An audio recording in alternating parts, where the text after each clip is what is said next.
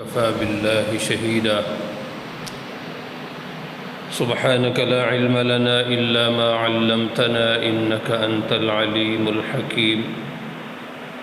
رب اشرح لي صدري ويسر لي أمري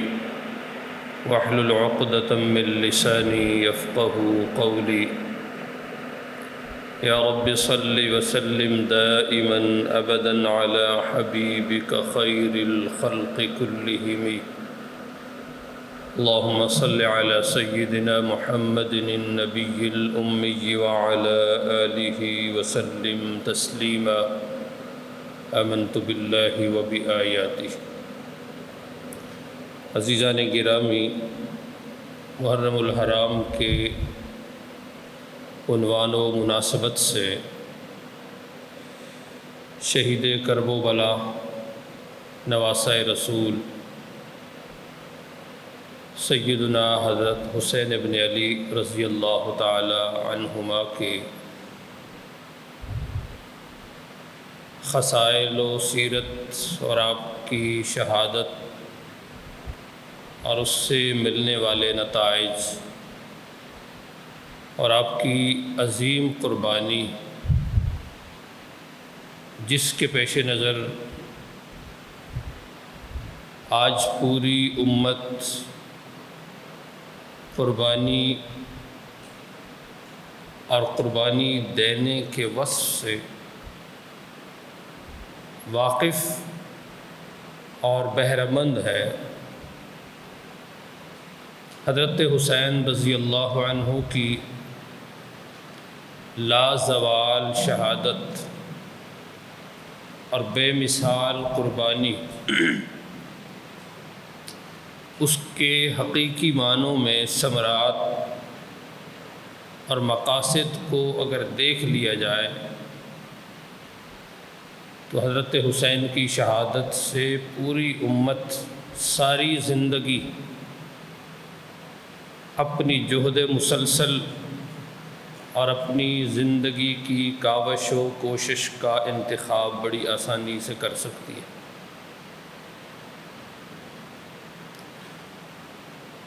البتہ محرم کی جو محافل اور مجالس کے عنوان پر جو گفتگو ہوتی ہے، اس سے ہمارے مسلمان اور بالخصوص نوجوان نسل وہ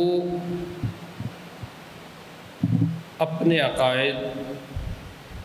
اور ان چیزوں سے کافی حد تک واقعتاً متاثر ہوتی ہے،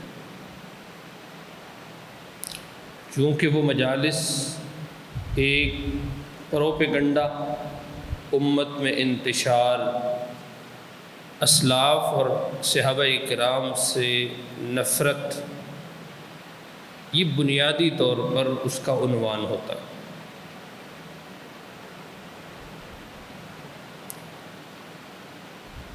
حقائق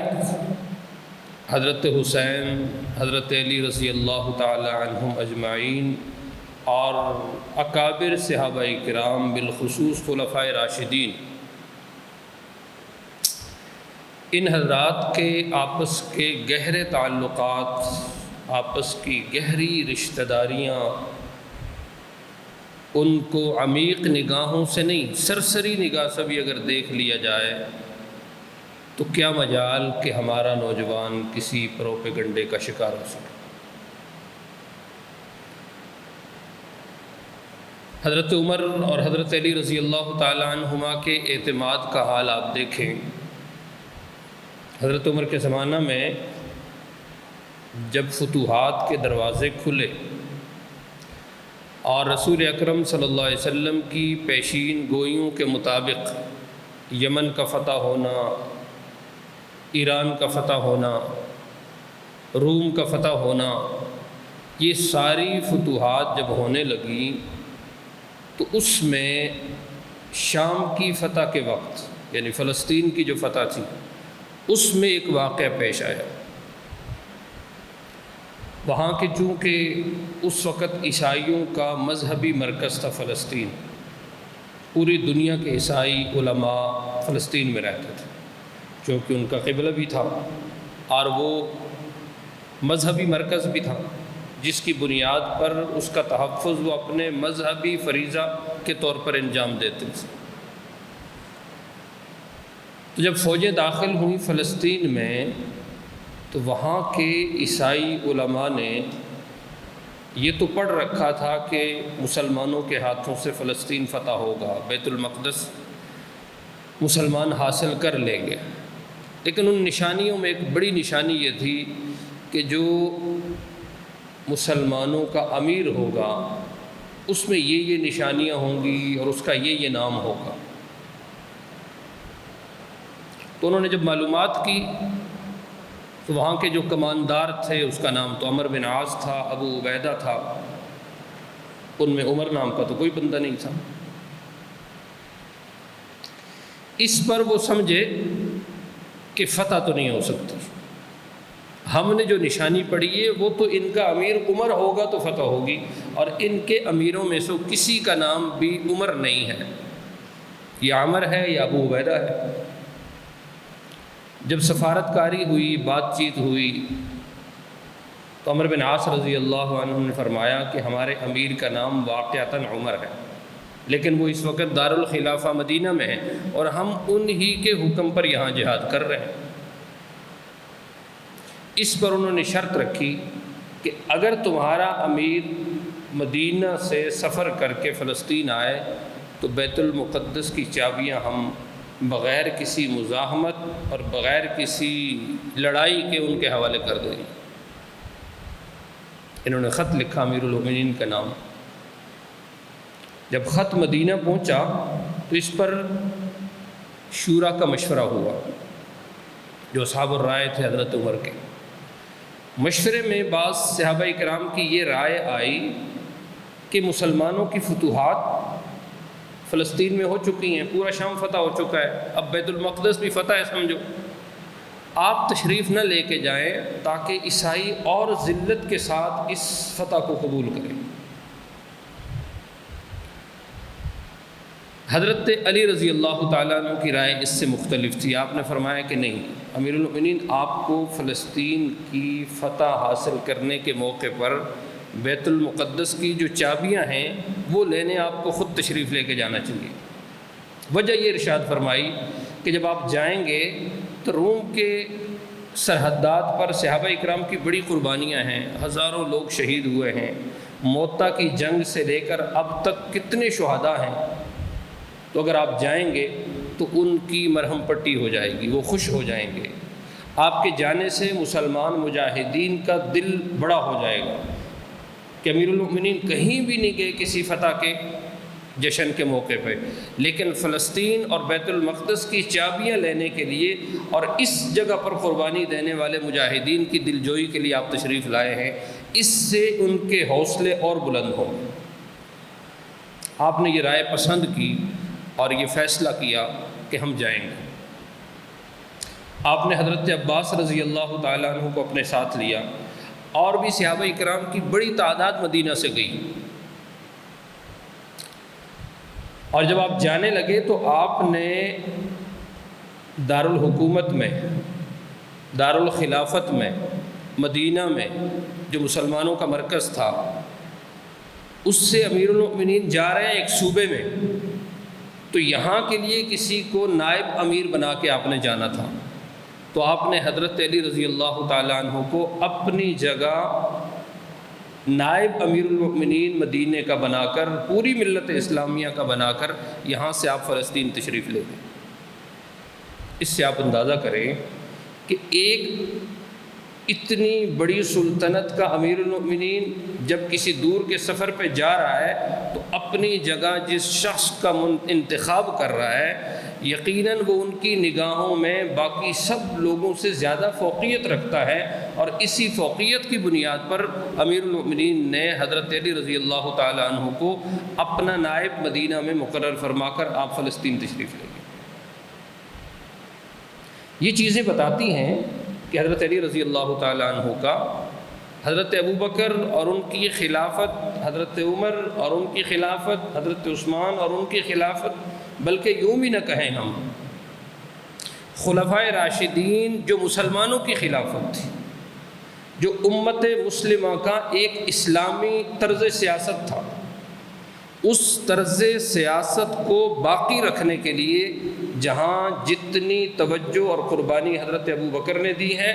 برابر سرابر ان کے کندھے کے ساتھ شانہ بشانہ حضرت علی کھڑے رہے ہیں۔ حضرت عمر نے جتنی قربانیاں دی ہیں ان سب میں حضرت علی شامل ہیں۔ حضرت عثمان کی جو قربانیاں ہیں ان میں حضرت علی رضی اللہ تعالیٰ عنہ مکمل طور پر ان کے شانہ بشانہ، اور اس پوری کائنات کے اسلامی نظم سیاست میں حضرت علی کا پورا پورا ہاتھ ہے۔ ایسا نہیں ہے کہ حضرت ابو بکر کے زمانے میں حضرت علی بالکل عضو معطل ہو کر الگ گوشہ نشین ہو گئے تھے،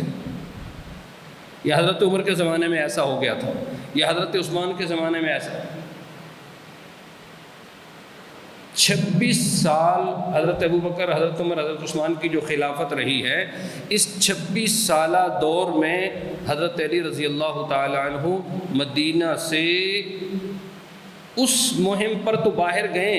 کہ جس پر خود حضرت ابو بکر بھی گئے، جس پہ حضرت عمر بھی گئے، لیکن یہ حضرات جن جن مہموں پر باہر تشریف نہیں لے گئے، یہاں مدینہ میں رہے ہیں، تو حضرت علی بھی 26 سال مدینہ ہی میں رہے۔ آپ چونکہ مجلس شورا کا ایک اہم رکن تھے اور پوری امت کی فیصلوں کی جو مجلس تھی وہ چونکہ مدینہ میں تھی، اور حضرت علی بدر میں، احد میں، دیگر تمام جنگوں میں شامل رہے ہیں حضور کی زندگی میں، لیکن حضور کے وصال کے بعد حضرت علی، حضرت ابو بکر، حضرت عمر، حضرت عثمان، عبد الرحمن بن عوف، یہ جو شورا کے لوگ تھے، ان سب لوگوں کو حضرت ابو بکر نے اپنے زمانے میں، حضرت عمر نے اپنے زمانے میں، حضرت عثمان نے اپنے زمانے میں، سب کو مدینے میں پابند کر دیا تھا کہ اب جہاد کے لیے مجاہدین کی بڑی تعداد موجود ہے، اب کہیں باہر کسی محاذ پر تمہیں جانے کی ضرورت نہیں ہے، اب اللہ کے رسول نے جو تعلیمات آپ کو دی ہیں ان تعلیمات کی روشنی میں امت کے اہم فیصلے یہاں بیٹھ کر آپ نے میرے ساتھ کرنے۔ اور پھر اسی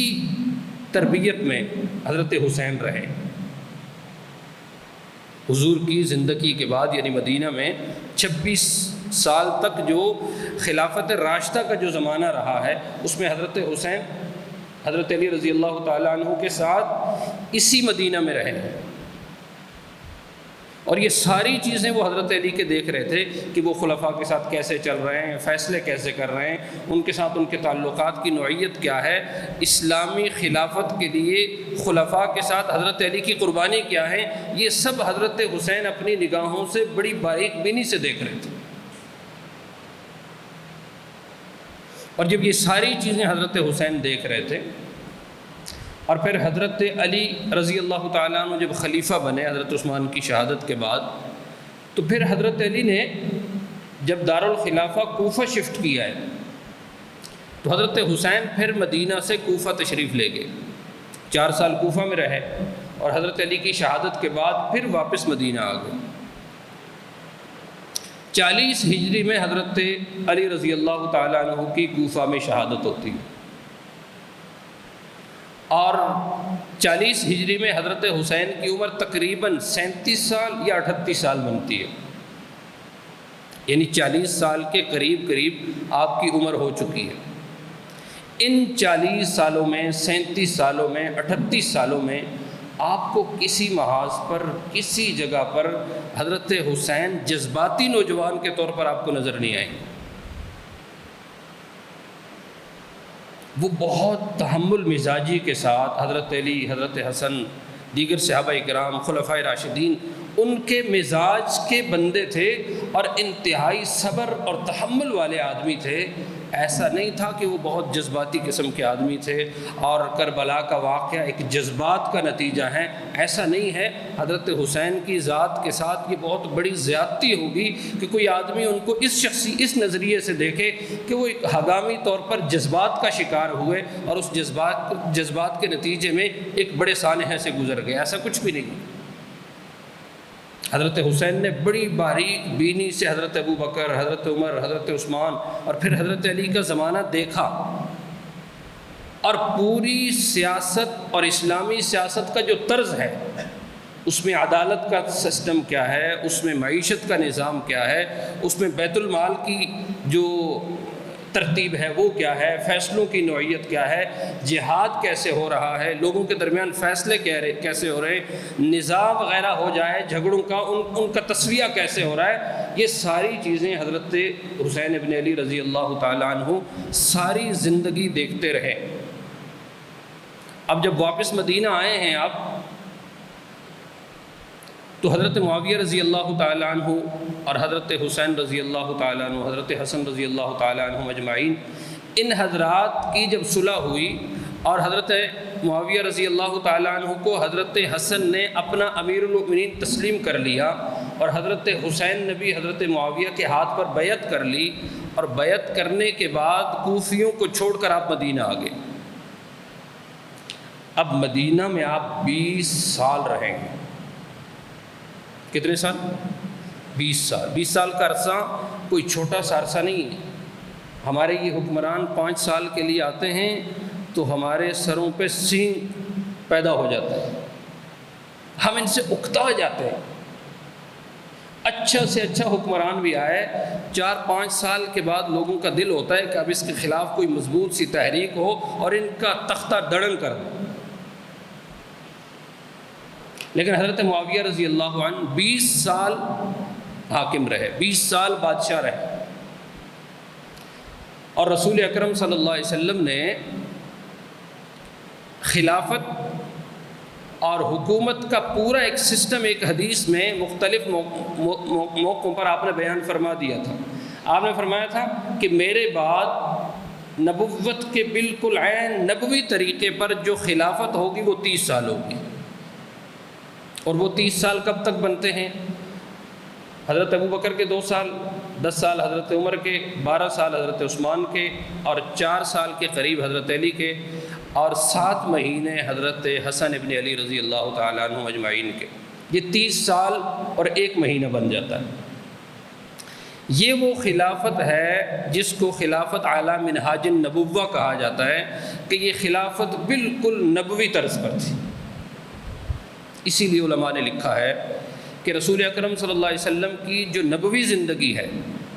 نبوت کی جو زندگی ہے، وہ آپ کی 40 سال جب عمر ہوتی ہے اور غار حرا میں جو پہلی وحی آپ پر نازل ہوتی ہے، اقرأ بسم ربک الذی خلق سے جو وحی کا آغاز ہوتا ہے، اور آپ کے وصال تک یہ 23 سال بنتے ہیں، 40 سال سے لے کے 53 سال تک۔ یہ جو 23 سال ہیں یہ ذات نبوت کے ہیں، اور یہ جو 30 سال خلفائے راشدین کے ہیں، حضرت ابو بکر، عمر، عثمان، علی اور حسن رضی اللہ عنہ اجمعین، یہ جو 30 سال ہیں یہ ہیں تو خلافت اعلیٰ منہاج النبوہ کے، لیکن حقیقی معنوں میں یہ بھی نبوت کے سال ہے۔ سورہ فتح کی آپ تفاسیر پڑھیں، اس میں آپ کو تفصیل مل جائے گی کہ حضور نے جو کام کرنے تھے ان کاموں میں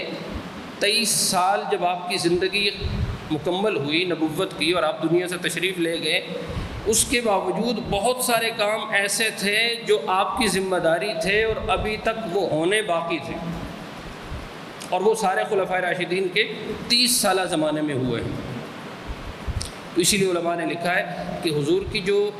نبوی زندگی ہے وہ 23 سال نہیں، 23 سال کے ساتھ یہ خلفائے راشدین کے جو 30 سال ہیں یہ بھی حضور کی نبوی زندگی کا حصہ ہے۔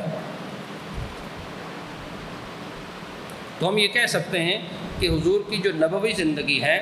23 سال آپ کی ذاتی زندگی ہے، اور 23 سال کے ساتھ آپ 30 سال مزید ملائیں تو یہ 53 سال بن جائیں گے۔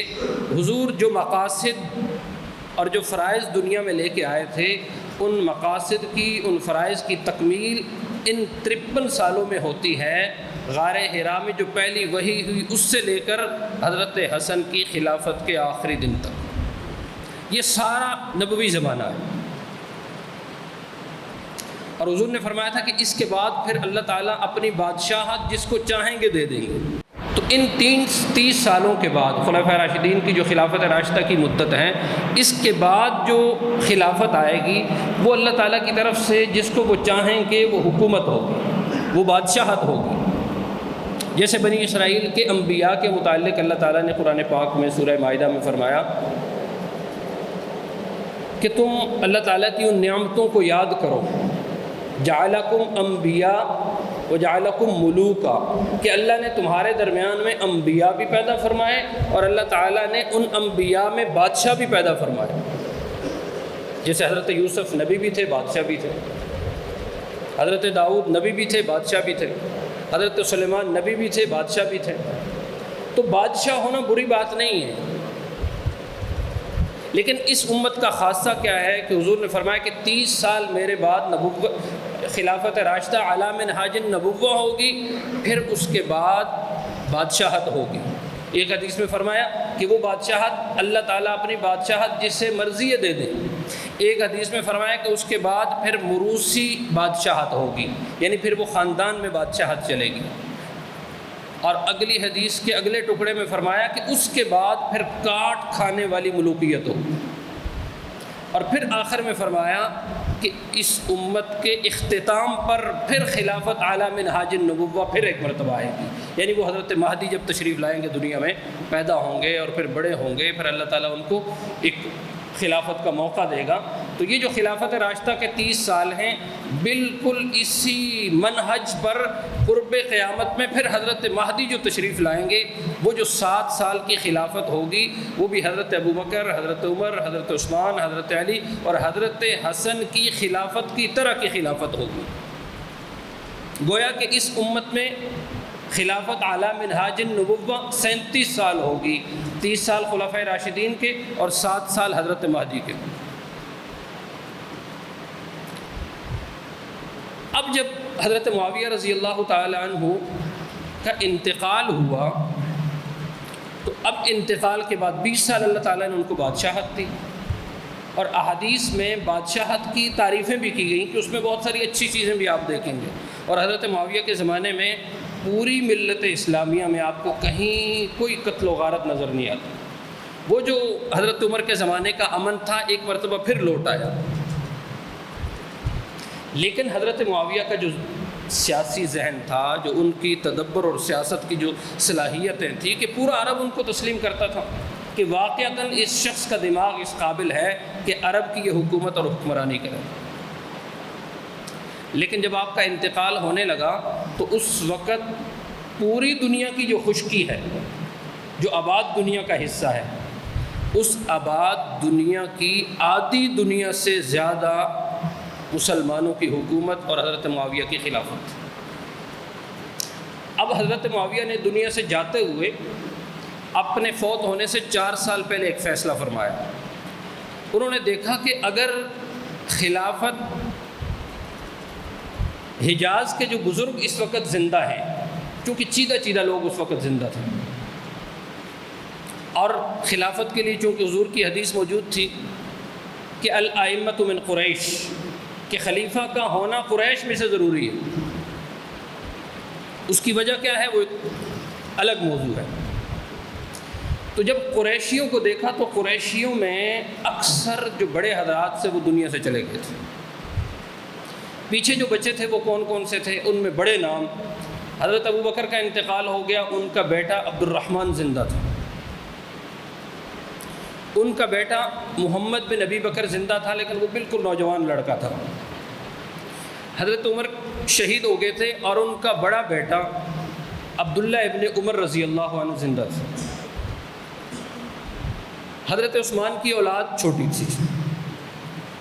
اور خود حضرت علی رضی اللہ تعالیٰ عنہ شہید ہو گئے، اور ان کے بیٹے حضرت حسن کا انتقال ہو گیا، اور حضرت حسین زندہ تھے۔ حضرت عباس کا انتقال ہو گیا، حضور کے چچا، اور ان کے بیٹوں میں اور بھی زندہ تھے لیکن بڑے بیٹے عبداللہ ابن عباس زندہ تھے۔ اسی طرح قریشیوں میں حضرت زبیر جو حضور کے پھوپھی ذات تھے اور حواری رسول تھے، عشرہ مبشرہ میں سے تھے، وہ شہید ہو گئے، ان کے بیٹے عبداللہ ابن زبیر زندہ تھے۔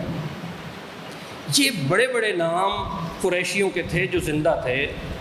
لیکن یہ بڑے اکابر صحابہ کرام کی اولاد تھے، لیکن اس وقت ان کی عمر بھی ایسی تھی کہ کوئی 58 سال کا ہے، کوئی 60 سال کا ہے، کوئی 55 سال کا ہے، کوئی 50 سال کا ہے، 50 سے اوپر ہیں عبداللہ ابن زبیر کے علاوہ، بلکہ عبداللہ ابن زبیر کی عمر بھی 50 سے زیادہ بن رہی ہے، کیونکہ 2 ہجری میں ان کی پیدائش ہے، تو 58 سال ان کی عمر بھی بن رہی ہے۔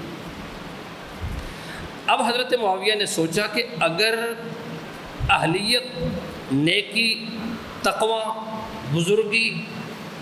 اور اس درجے کے بزرگوں کو دیکھا جائے تو وہ تو حجاز میں، مدینہ میں یہ 5-7 قریشی بزرگ ہیں، ان کو خلیفہ بنا دیا جائے۔ لیکن دوسری طرف جب انہوں نے دیکھا کہ اب حجاز تو دنیا کے ایک کونے میں رہ گیا ہے، اب حجاز سے تو اسلامی سلطنت اور حکومت آگے بڑھ کر مدینہ سے نکل کر کوفہ میں، بصرہ میں، اور اس سے آگے نکل کر فلسطین میں، دمشق میں، اٹلی کے سرحدوں تک پہنچ چکی ہے، اور ادھر آذربائیجان اور یہ آپ کا جو جاپان ہے اس کی سرحدوں تک اسلامی سلطنت اور حکومت پہنچ چکی ہے۔ چین کے کچھ علاقے فتح ہو چکے ہیں، آپ کا پشاور، آپ کا چارسدہ یہ اسلامی حکومت کا حصہ تھا، آپ کا مکران، بلوچستان یہ اسلامی حکومت کا حصہ تھا، سندھ کے بیچ کے وہ علاقے جو ایران اور افغانستان سے ٹچ ہو رہے تھے یہ سارے علاقے اسلامی سلطنت کا حصہ تھے، اور یہ آباد دنیا کے آدھی دنیا سے زیادہ پر اس وقت مسلمانوں کی حکومت تھی۔ اور حضرت معاویہ کا یہ خیال تھا کہ اگر حجاز میں کسی کو امیر بنا دیا جائے تو حضرت عمر جیسا کوئی باصلاحیت آدمی تو ہے نہیں ہے کہ وہ دنیا کے ایک کونے میں بیٹھ کر قسطنطنیہ اور آذربائیجان کے لوگوں کو بھی کنٹرول کر سکے۔ تو اس لیے اگر کسی کو ہم نے حجاز سے بنایا تو حجاز تو بچ جائے گا، لیکن ایران سے مخالفت ہو جائے گی، عراق کے لوگ بغاوت کر جائیں گے، شام کے لوگ بغاوت کر جائیں گے، اور یہ جو رشیا کی ریاستیں ہیں یہ سب لوگ بغاوت کر کے اپنی اپنی حکومتیں بنا کر اسلام کا وہ جو اجتماعی نظم ہے اس کو توڑ دیں گے۔ اور انہوں نے یہ فیصلہ کیا کہ کوئی ایسا آدمی امیر بنایا جائے کہ جس کے پیچھے لوگوں کو قبول کرنے کے لیے کوئی وجہ موجود ہو۔ انہوں نے دنیا میں دیکھا کہ اس وقت دنیا میں جو حکومتیں تھیں مسلمانوں کے علاوہ، روم کی حکومت تھی، ایران کی حکومت تھی، یہ آپ کے چائنا کی اس زمانے کی حکومت تھی، ہندوستان کی اس زمانے کی جو حکومتیں تھیں، ان کا طرز یہ تھا کہ باپ کے بعد بیٹا جب حاکم بنتا تھا تو بغاوتیں کم ہوتی تھیں، اور کسی اور کو بناتے تھے تو چونکہ وہ ان میں شخصی روب نہیں ہوتا تھا تو بغاوتیں ہو کر وہ حکومتیں ناکام ہو جاتی تھیں۔ تو حضرت معاویہ نے یہ فیصلہ کیا کہ یزید کی اب تک تو ہم نے یہ تربیت کی ہے کہ یہ محاذوں پر رہا ہے، یہ جنگوں میں شریک رہا ہے، یہ صحابہ اکرام کے ساتھ اور صحابہ کی اولاد کے ساتھ، خود حضرت حسین کے ساتھ، حضرت حسن کے ساتھ، عبداللہ ابن عمر کے ساتھ، عبداللہ ابن مبارک، عبداللہ ابن زبیر کے ساتھ، ان بزرگوں کے ساتھ قسطنطنیہ کی جنگوں میں شریک رہا ہے، اور کسی آدمی کی طرف سے کوئی ایسی قابل ذکر شکایت نہیں ہے۔ تو ایسا کیوں نہ کیا جائے کہ بنو کلب جو سب سے طاقتور قبیلہ تھا عرب میں، حضرت معاویہ نے اس طاقتور قبیلے کی ایک لڑکی سے شادی کر لی تھی، پہلی بیوی آپ کی بنو کلب سے تھی، اور وہ اسی نیت سے شادی کی تھی تاکہ یہ لوگ اپنی اس بیٹی کی وجہ سے بغاوت نہ کر سکیں، وہ سمجھیں گے کہ یہ چونکہ ہمارا داماد ہے تو گویا کہ ہماری حکومت ہے۔